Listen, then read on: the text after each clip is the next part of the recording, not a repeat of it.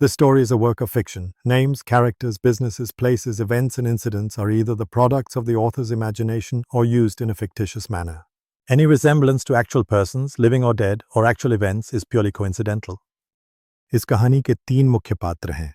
Doctor Vineet Verma, शहर का नामी दंत चिकित्सक, रिया वर्मा, विनीत की पत्नी और 6 बच्चों की मां, टोनी, रिया की बड़ी बहन।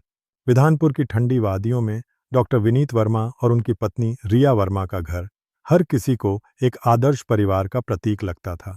एक सफल डॉक्टर, एक स्नेही मां और 6 प्यारे बच्चे। लेकिन चमकते चेहरे के पीछे एक ऐसा अंधेरा छिपा था जो जल्द ही पूरे शहर को हिला देने वाला था।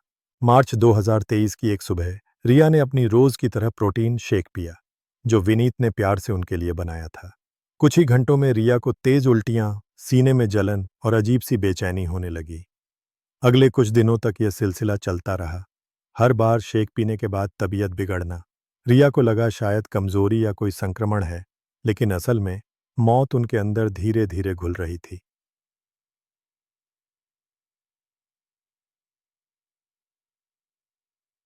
अस्पताल में भर्ती रिया को जब लगा कि अब वह सुरक्षित हैं, उसी समय विनीत ने उनके आईवी में अंतिम और घातक साइनाइड की खुराक डाल दी। कुछ ही मिनटों में रिया बेहोश हो गई और कुछ घंटों में डॉक्टरों ने उन्हें ब्रेन डेड घोषित कर दिया।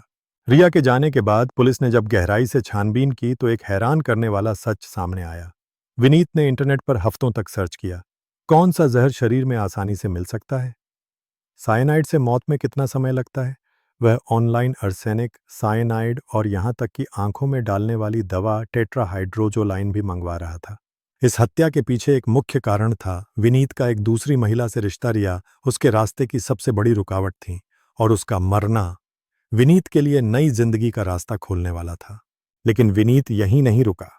जेल में रहते हुए उसने एक कैदी को रिश्वत देकर पुलिस को गुमराह करने और झूठा आत्महत्या नोट बनाने की भी कोशिश की।